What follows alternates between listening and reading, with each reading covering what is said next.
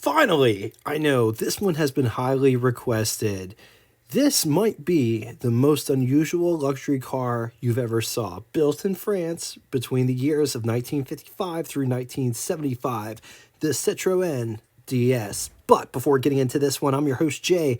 Welcome to What It's Like, the automotive channel whose mission it is to cover all the strange and unusual cars.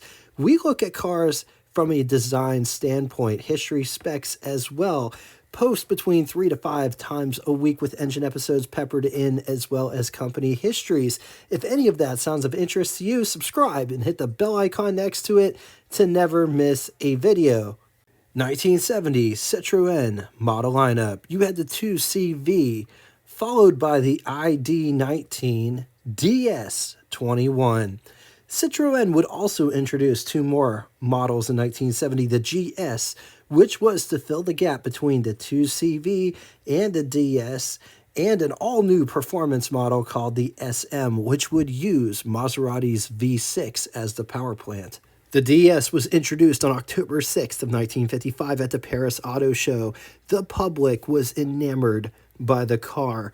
In the first 15 minutes, 743 orders were placed for a total of 12,000 orders being placed at the end of the first day.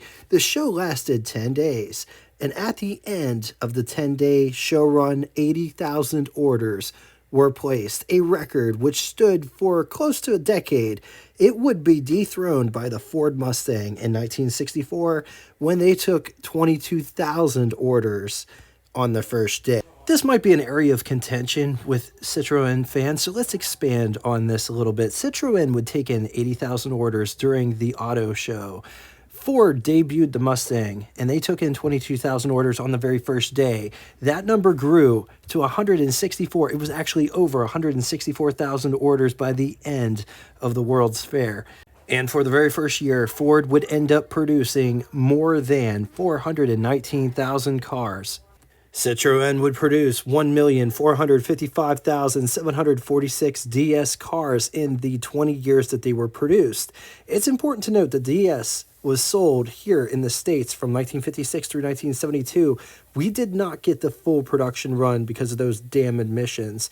We also didn't get the enclosed headlamps. When Citroen did the facelift, going to quad headlights from dual headlights, they went for a more menacing front-end approach. The inner headlights swiveled as well. We didn't get that featured either because of regulations. The car was marketed as a luxury car, but it did not have a lot of luxury car features that luxury cars had here in the States, like automatic transmission, air conditioning, power windows, a big V8 power plant. Those were all missing from the DS, but what the DS was lacking in those areas, it made up for in other areas. Like the use of leather, best seats of any car from that time period.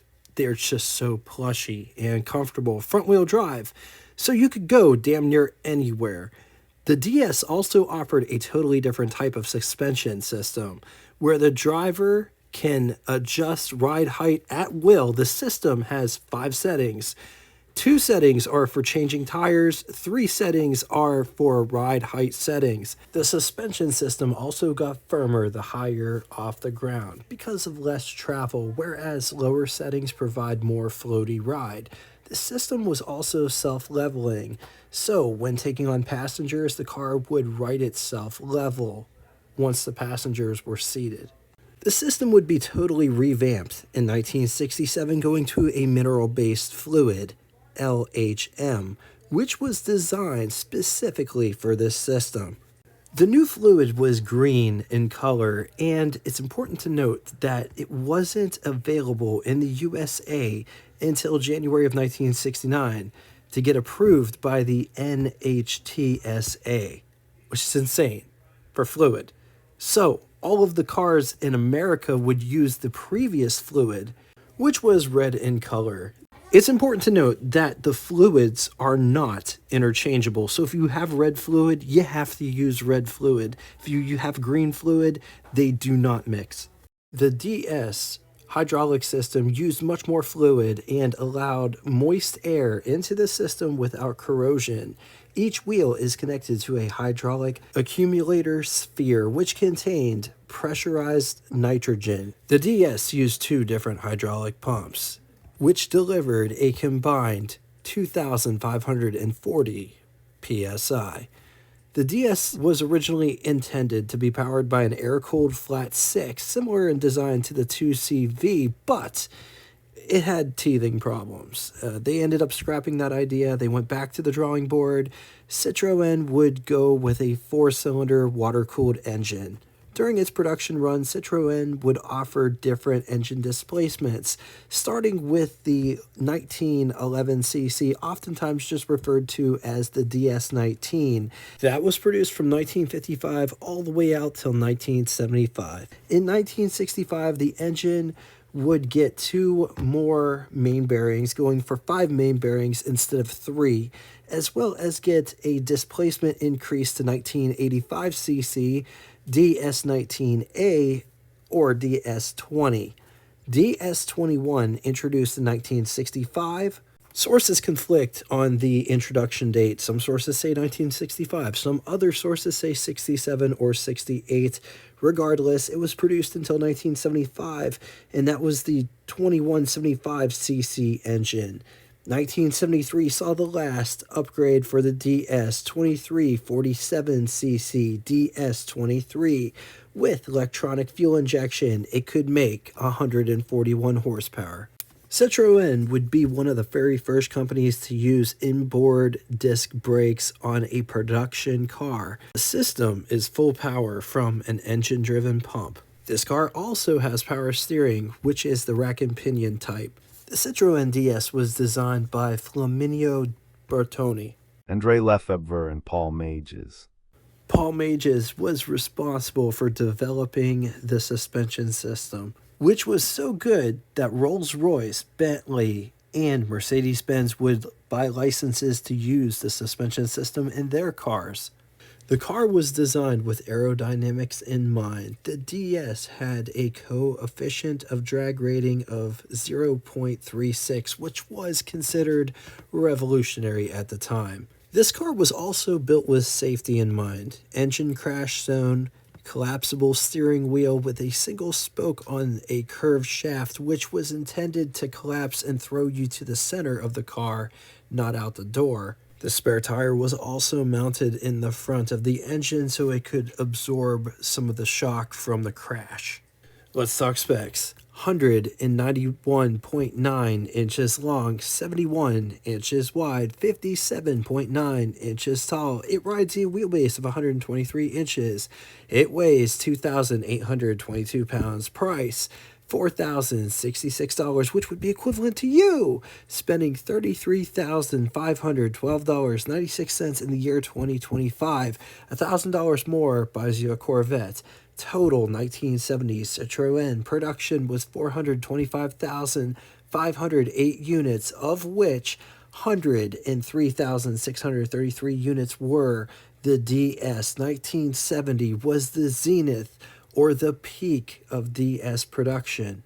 2175cc or 132.7 cubic inch displacement inline overhead valve, 4-cylinder, 2.2 liters. It was good for anywhere between 106 to 117 horsepower. The 117 horsepower has the Bosch electronic fuel injection unit, and it produces that horsepower at 5,750 RPM, 126 pound-feet or 171 Newton meters around 3,000 RPM, with a bore of 3.543 inches and a stroke of 3.366 inches.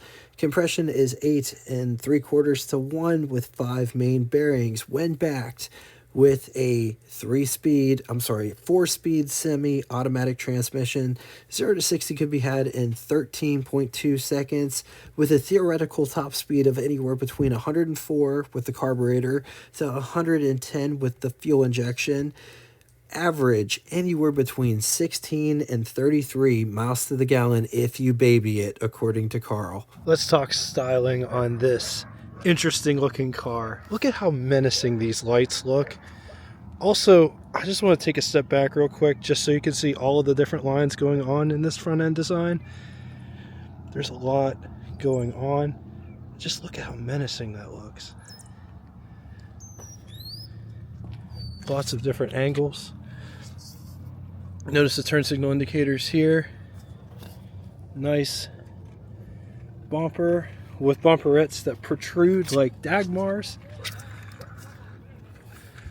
There's vents down here, and that is to let cold air into the radiator, which we'll show you that situation when we open the hood. This car has a center line. It goes up towards the wraparound windshield with windshield wipers that follow. It does not have a cowl vent, but just look at these windshield wipers. Aren't those cool? And how this glass curves. Radio antenna is at the top. This car doesn't have drip rails. Instead, it just has this rubber gasket that kind of sort of acts like a drip rail, I guess. Going out the back. Yes. Check out where this bumper ends. Right here in the wheel opening. The openings are rolled. This car has rocker trim as well as a lower beltline trim.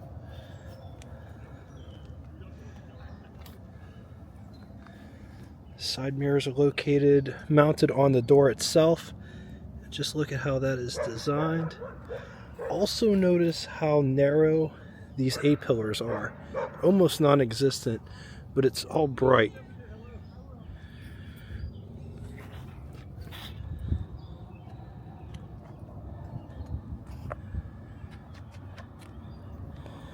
Notice this car does not have fender skirts, and you might be sitting there thinking, how do you get this rear wheel off if this doesn't open?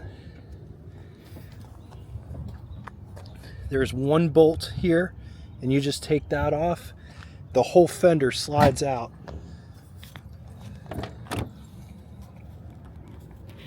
There's two pins, one here and one here that the fender slides onto. Works better with the one with the ratchet.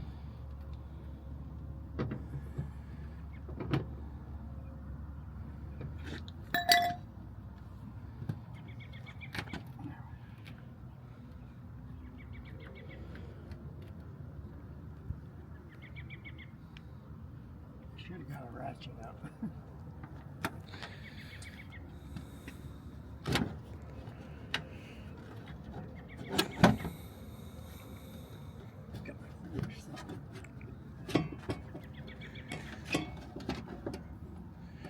So that you'd have to take the whole fender off to change that tire.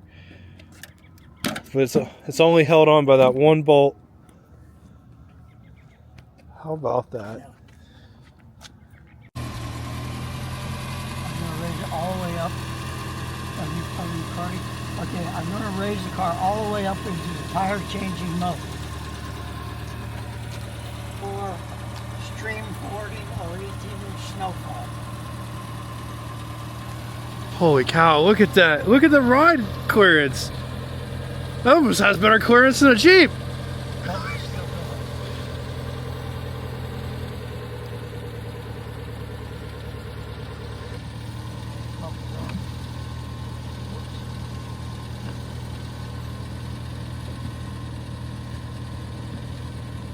And if you're going to drive the car on three wheels, you have to have it in the highest position. So there's no travel in the suspension, so it's as stiff as a board all the way up.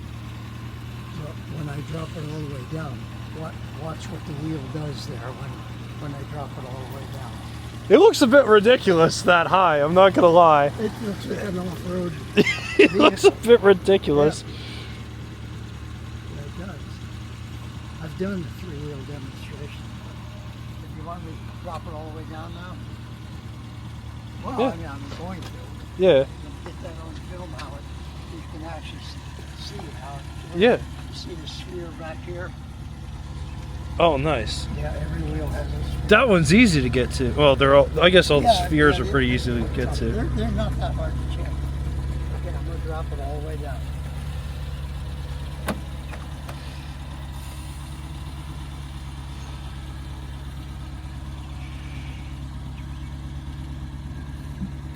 Wow. now we're back up to the normal driving position. So that's as low as it will go. That's as low as it will go, but now I'm going to put it in the normal driving position. And for some reason the back always goes up before the front. How cool. You normally have 3 driving positions. You're normally in this one, which gives you your most travel and your softest ride. If you're on a twisty, windy country road, you want to stiffen the suspension, put it here. Okay?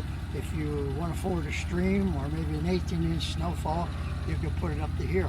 The further up you put it, the stiffer the suspension gets. And if you really get into a 20-foot snowfall, you can put it all the way up in the tire changing position, but you won't have any give in the suspension. Wow.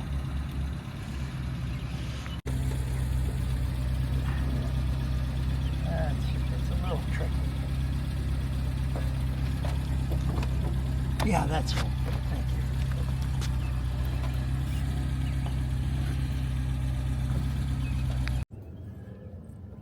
you. Just check this out. Turn signals are up here. Also, take a gander at this wraparound back glass.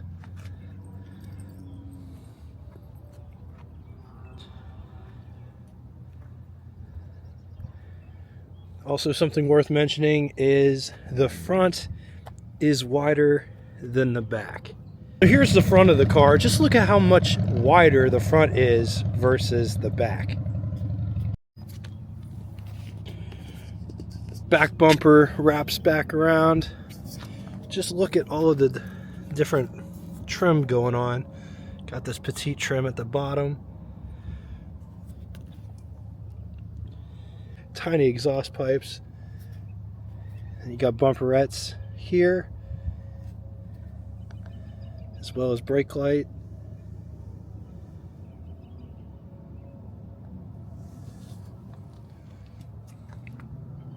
Citroen badging there. There's the model number. While we're back here,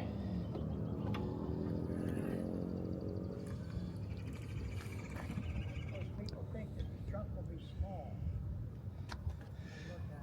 check out this hinge situation for the trunk. I'm just going to back up real quick just to show you what the load floor is like. It opens up really cool. And it goes on. Look at how big this trunk is. It's huge.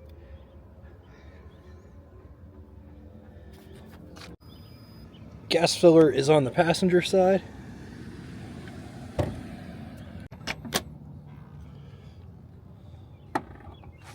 Just take a gander at this door panel. Leather door panel. Notice the darker leather, then a lighter leather. Probably the same leather, just dyed differently, with bright bars separating it. Armrest. Bright work down here, as well as a rubber. Door pocket. Window crank for the big window, which operates like this. Goes up pretty relatively easily. Door handle to pull the door shut. This is actually the door handle to get out. It's pretty cool. Coming down inside the pedal box down here. So Hudson's pioneered step down design, but their step down's nothing like this step down. You actually have to step down to get into this car. Got the emergency brake here. Brake, gas pedal, and over here this is one of the hood releases. There's another hood release on the other side, which I'll show you. This is the hydraulic ride control, which has 5 settings. Evidently the very top setting and the very bottom setting are both used to change a tire.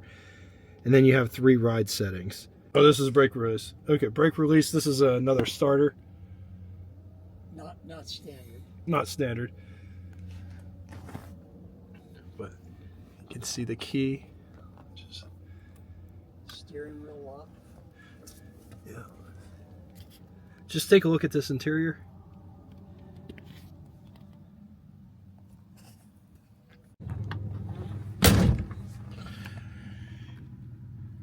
Here's what over the hood looks like.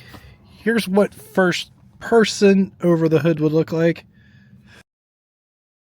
On to the button switches and knobs, starting on the left.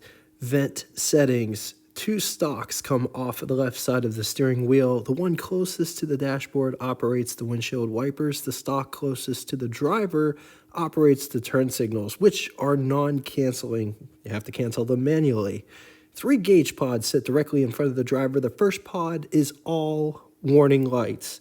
Gasoline gauge, 120 mile per hour Jaeger speedometer with the odometer and trip odometer at the bottom, as well as in the center, there is also a gauge that states how far in feet it will take you to stop at whatever speed you're going.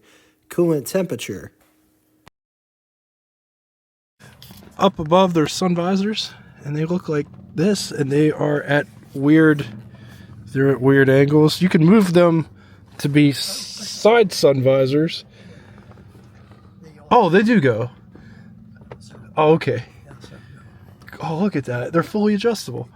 And they slide. It's like if your passenger's bothering you, you could slide it into their head. Look at this headliner. Look at how it goes up. It extends. Also got the interior lighting, which is controlled by that switch.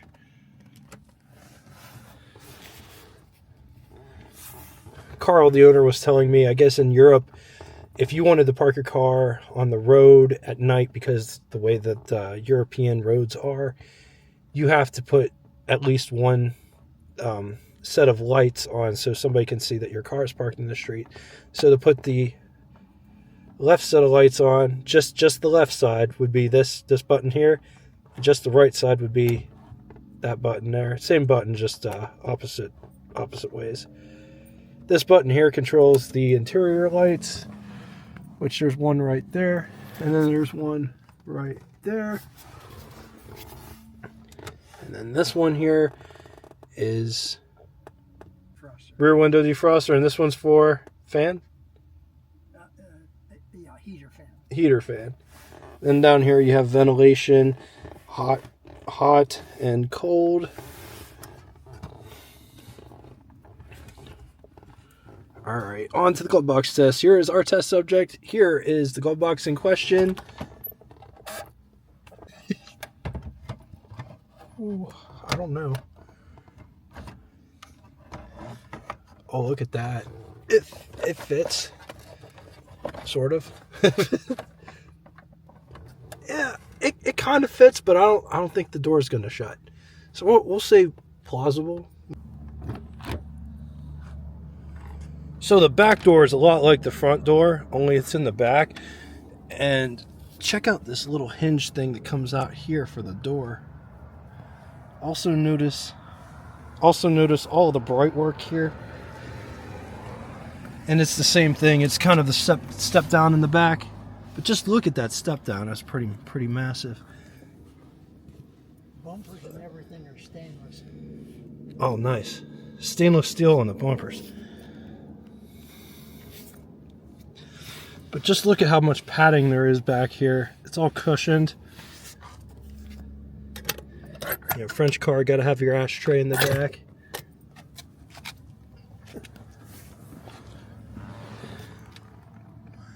You know, I thought the front was comfortable. It's even more comfortable back here. Holy crap.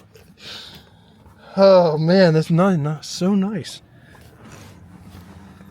Wow. So here's what the front looks like from the back. Let's take a quick gander at the greenhouse, or the pillar to glass ratio in this car. Very nice and airy in this car. The pillars are very small, things considered, and that's why it's such an airy ride. I mean, like, look at that. Look at how small those A-pillars are. There's almost no blind spots in this car. It looks awesome. This is what visibility looks like out the back from the back seat. There's a nice parcel shelf back there. Creature comforts back here. Let's talk about the seats. The seats are some of the best seats I've ever sat in ever, out of any car. I don't care if it's a 30s Packard. I don't care if it's a 30s Lincoln with the really nice leather seats. These leather seats are like the nicest leather seats that I've ever sat in ever, in any car. There is an armrest in the center. It's not like that. Notice the seatbelt buckles are back here. Unfortunately, with the custom license plate I had made for it, I didn't leave a hole. There would have to be a hole in the license plate right in the middle to put the crank. Yeah, that custom license plate looks really good though. And this is also, you never leave home without LHM fluid. Yeah, of course. You can't find it everywhere. Wow. Okay? So that comes out. So, does your windshield wipers work off of the tire pressure from this? Oh no. No, They did that in Volkswagen Beetles. I wasn't sure. They're electric. Nice. So here's the radiator situation, and the tire sits here as a safety feature. But because the air comes through these vents and it goes up this channel, and then it just stays in there, kind of like a wind tunnel. Yeah. And Carl said he never had any issues with it overheating. He said it works great. Right here is the Liquide hydraulique minéral. I couldn't do that. It's mineral fluid essentially for the Made specifically for the Citroen. Originally they used brake fluid, but brake fluid is hygroscopic. It will absorb water. And when the system goes up and down, there has to be some place for air to go. So a little hole here, and the air has water in it. So this fluid was developed specifically for this system. Oh wow. And they use this in other things today, because now Audi and a couple other German cars, instead of using brake fluid like for power steering system, they use automatic transmission fluid. But I think there are some cars that actually, the only other cars that have this suspension system are Rolls-Royce, Bentley, and some top models of Mercedes, and they license it from Citroen. Wow. That's cool. But as you can see, it's a bit complicated underneath here. There's a 4-cylinder underneath all of this. This one's got the fuel injection, which is a sought-after option. You got your distributor there, and then so it looks like a 2-belt system with the alternator tucked in here. And oh, just look how thin these belts are. They're tiny. Maybe quarter inch wide. Yeah. Man, just check out that fan. That's cool. Go to the other side. Is this your heater? Yeah, fan. Heater fan. These little balls have to do with the suspension. Absolutely. How many of those are there? There's one on every wheel, and then there's also an accumulator sphere. So, builds up the pressure, and then you use the pressure, but when you need more pressure, the pump will come back on, and of course the pump on the other side. Now, if you just want to the lug wrench and the crank to start the car. Yeah, believe it or not, this thing still has a hand crank. If you wanted to crank it by hand, you totally could. But as I mentioned, there's a hole. Yeah, the hole's gone. Get the rear fender off. The horns are tucked down in here. Got the air cleaner.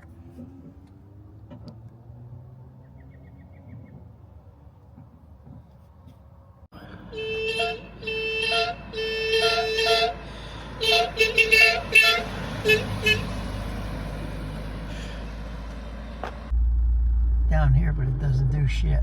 Yeah. Yeah. See it? It got brighter just a wee bit. Yeah. Okay. Now, when you watch me shift it, I know, you do it like butter. not always, but watch, I'm going to pull the lever just as the second I let off in the gas. It's like an automatic transmission once you get used to it. And it doesn't take all that long to get used to it, believe me. Downshifting, we're not here now. Downshifting to third. Downshifting in second. Is the traction a traditional stick shift, or Yeah. is it a stick shift No, like that? regular stick shift. They were actually going to put an automatic transmission in the traction, but they didn't get it developed in time, and they didn't have a transmission for the car when they were going to start producing it. 2 weeks time they came up with the transmission for the traction. Wow. Are you still filming me? Look at the lights. Over your shoulders. So it's like whoever's watching this is driving the car.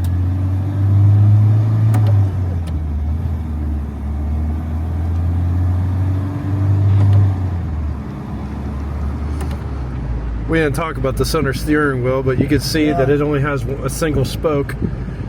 Safety feature, collapsible. When it gets really dark, you can see the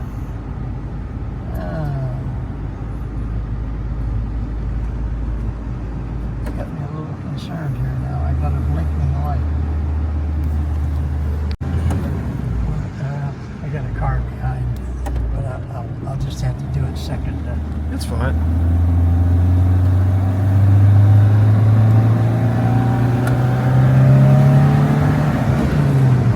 It feels like we're going 100 miles an hour. But you don't feel the bumps. No, it glides like it rides like a Lincoln. It really does. Maybe even better. I was gonna say I don't think a Lincoln even rides that cushy. Right, probably better than a Lincoln. Oh, that light is blinking. Yeah, the light's blinking now. I'm gonna have to find out what that is, or I won't be taking it to New York next week.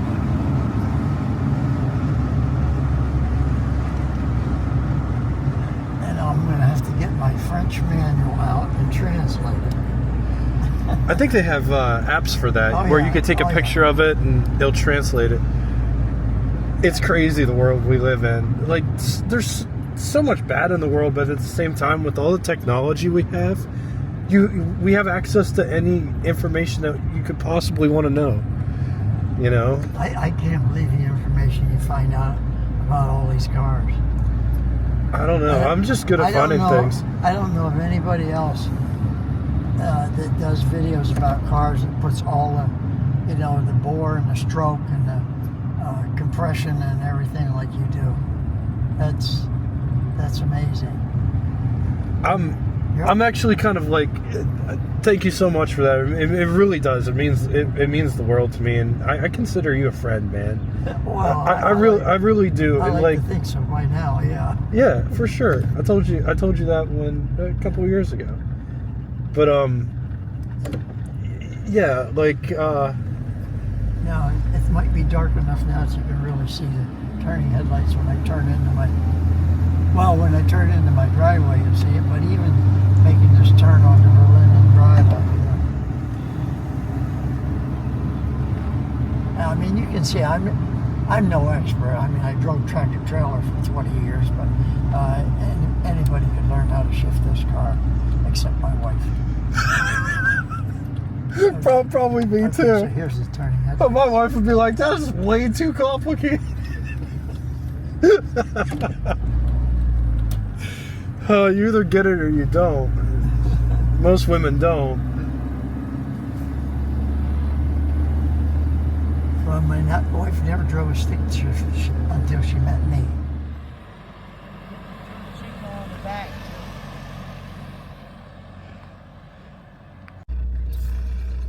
So when Carl turns the steering wheel, the lights move.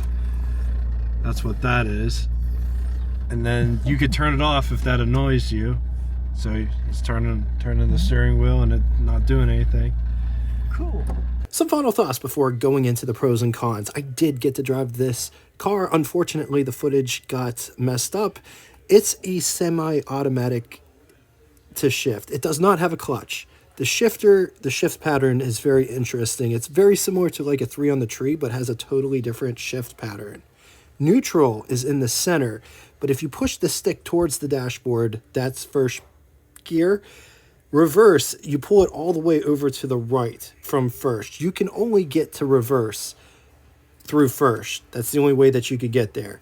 Back up in neutral, if you pull the stick towards you, second gear is the first click. Just to the right of that, one click more would be third, fourth is all the way over.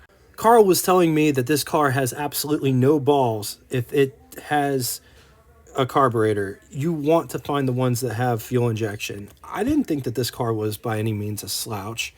The suspension system is very interesting. You don't feel any bumps.